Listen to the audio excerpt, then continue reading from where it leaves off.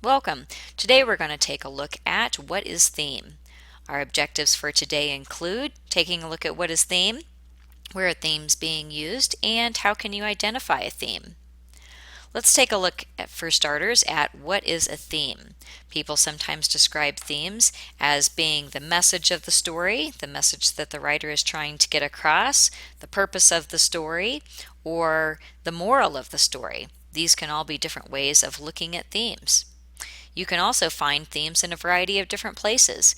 TV shows, movies, poems, short stories, plays, and novels are all different kinds of fictional pieces that will have themes in them. One of the really interesting things about themes is that an individual story may have 2, 3, or even 10 different themes. This is pretty typical of a good narrative, is that it will have multiple themes and sometimes overlapping themes. And another interesting thing is that people will see themes in different ways. So, two people may both read Romeo and Juliet. One person may say that the theme is about young love, whereas another person may see that the theme is about love being self-destructive. Both of these people are right, even though their viewpoints are a little bit different. Let's take a look at some specific examples of themes that we might see. Good versus evil is a very common theme. We particularly see that in science fiction and fantasy stories. Love, which can be portrayed in a variety of different ways, such as parent-child love, love of nature, or romantic love, we see that in many different stories, whether those are in movies or novels. Revenge, the power of emotion, fate and destiny, and overcoming obstacles. These are themes that we see repeated and used in a variety of different ways in lots of different stories. So where are themes being used? Let's take a look here. Here are some films and movies: Star Wars, Princess Bride, Spider-Man, and The Breakfast Club. These have overlapping and interesting themes with depth and breadth to them. In short stories like The Lottery, The Gift of the Magi, and The Christmas Carol, we can see themes as well. And again, people who look at these different stories may see the themes slightly differently. In plays like Romeo and Juliet, The Crucible, Fiddler on the Roof, and Guys and Dolls, again we see themes that are portrayed through the setting, the characters, and the conflicts within these plays. And in novels like Harry Potter, Twilight, Hunger Games, and The Hobbit, we see themes that are similar between these novels too.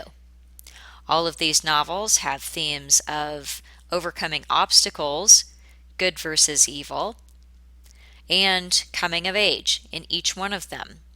But again, readers and viewers will see these a little bit differently. So how can you identify a theme? How do you know when there is a theme, and how do you find it? One way is to look at the characters.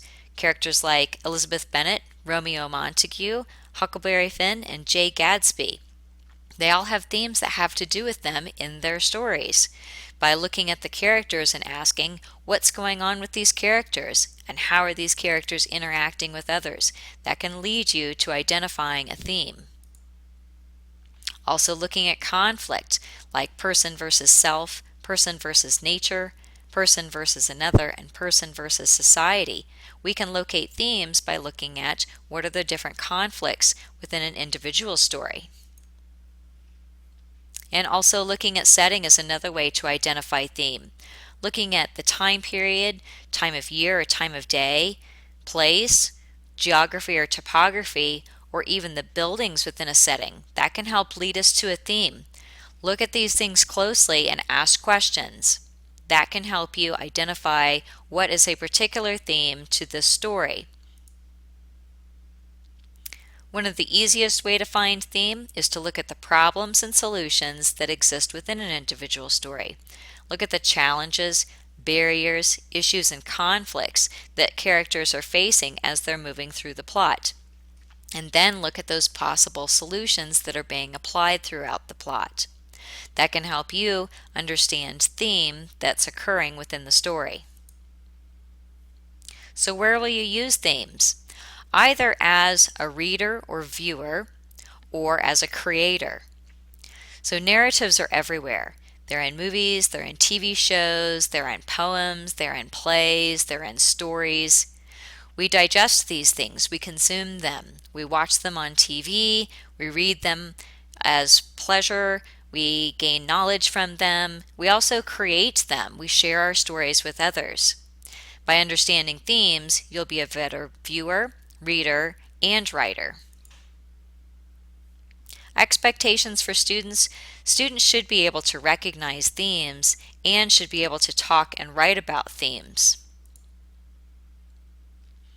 At this point, I hope you have enough information to understand what a theme is, to know where themes are being used, and to be able to identify a theme. You may need to practice with this information before you really have it down perfectly, but I hope this is helpful to you.